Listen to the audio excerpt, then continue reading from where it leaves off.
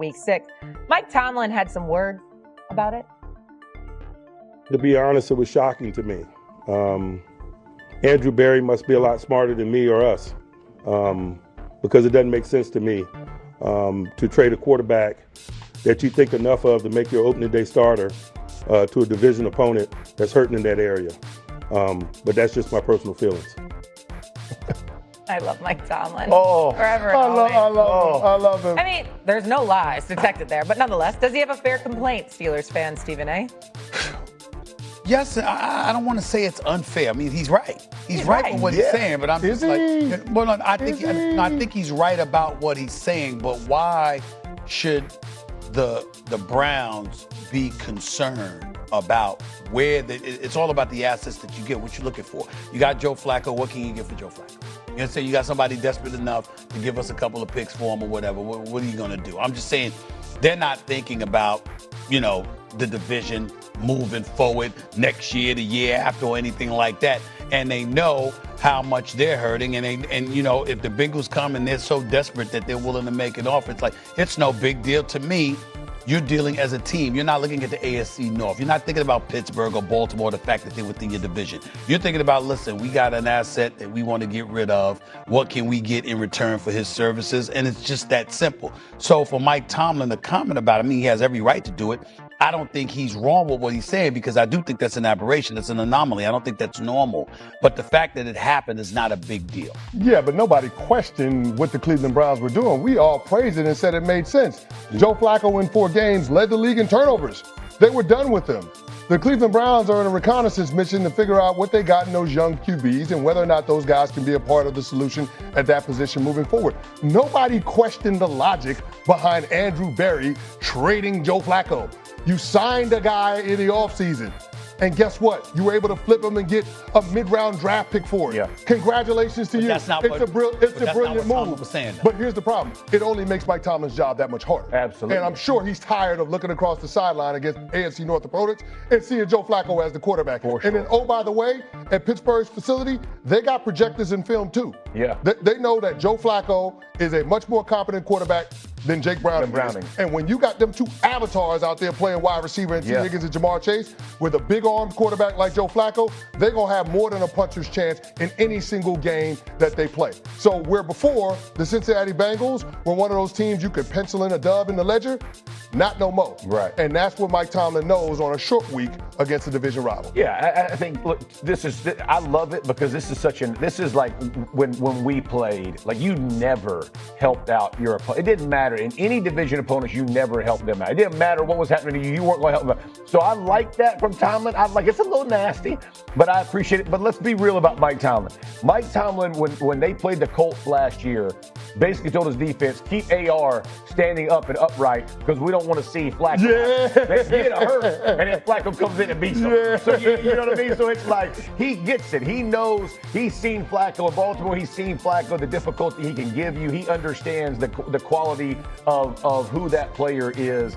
I think, you know, from his perspective, it makes his job much tougher than had they faced, you know, Browning before. But I just love it because he says so many great things. This is the first time he's personally offended. Like, you know, like, hey man, like this is a shot at Andrew. But to your point, if you're the Browns, you do business. They're nowhere near being in this mix of the AFC North. So why not? Why not get some kind of capital? 1,000%. But let's keep it a buck. Like I understand playing Joe Flacco is a lot harder than playing Jake Browning. But if you're Mike Tomlin, you have no excuse not to take advantage of the misfortune of all of the teams in the AFC North. He knows Lamar that. Jackson hurt, Joe Burrow hurt, the Cleveland Browns rolling out rookie quarterback. You got out to a 4-1 start. Yeah, exactly. You have no excuse. No. Well, he doesn't have any excuse. Not to dominate this division. But it's not like, but I'm just saying the tone of your delivery right there. let's couch that a bit. He is doing it. He is taking advantage of it. You know, they're 4-1 because we didn't look at the Steelers and expect them to be 4-1 after 5 games. No. We certainly didn't expect them to be atop of the AFC North.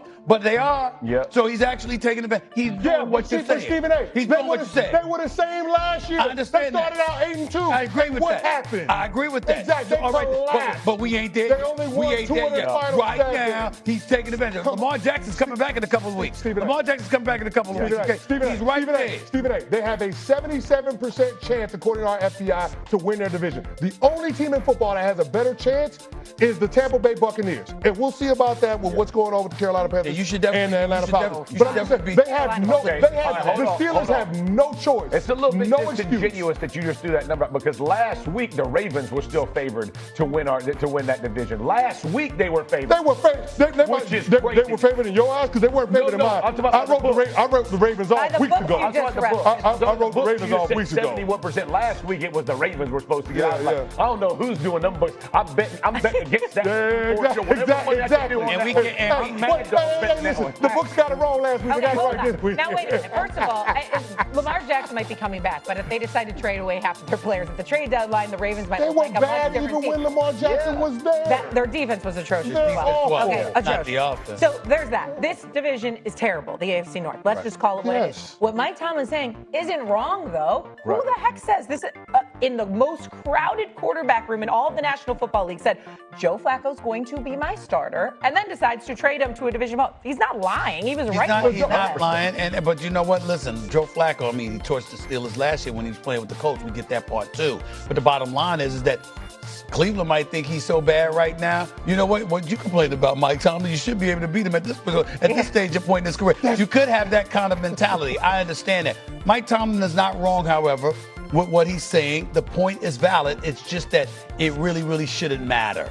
It shouldn't matter at this point. Go handle your business. I like him taking shots. It was odd, but it encouraged the people that are actually responsible for the product that's on the field. I think they're doing the best that they can do given the hand that they were dealt, right? Because Jerry Jones, if you were going to trade the best player on the team, the most valuable asset the franchise has, then you do it earlier in the offseason. That's right. When you have an opportunity to mitigate the impact that loss has on your football team for the upcoming season. You don't mean the week before the season? No, week before the season. Probably not the best idea. Okay. Probably not the best idea. Probably not the best time. Yeah, 5 minutes before we start, we should change something. Being able to have a pass rusher like Michael Parsons might have helped out on that fourth down when they go to Hunter Renfrow when he's routing up your secondary. It might have helped out. Just a little. It might help out with Rico Dowdle not hitting his head on the goalpost. And having 240 yards. It might help out if opposing quarterbacks ain't sitting back taking pictures, calling their family before they throw a damn pass. They're getting over 400 yards a game. Over 400 yards a game. This is not on Matt Eagles. That's work. This is not on Matt Eagles. No, you can have Vince Lombardi, Bill Parcells, and Bill Belichick all in the booth calling the plays for the defense. It ain't gonna help that defense. Right. They just don't have the pieces. Yeah, the dudes. They don't have the guys. The dudes matter. But for Jerry to sit up and be like, and look how great our pass rush is. It's like, oh man, what do you want us to say? You want us to sit up here and just be like, that's accurate. Yep, that's it. But Shay, you know what time it is. You know what time it is. When folks get in the fourth quarter, they have a little less filter. They just say what they want to say. They want to believe what they go believe. And you're not going to change Jerry Jones' mind that it was the right decision for him to move on from Michael Parsons, even though we all acknowledge that it was probably a terrible decision. Right. And if you're going to make that move, the timing of it could not have been worse. Right. And here's the thing with the Jerry thing and the Michael Parsons.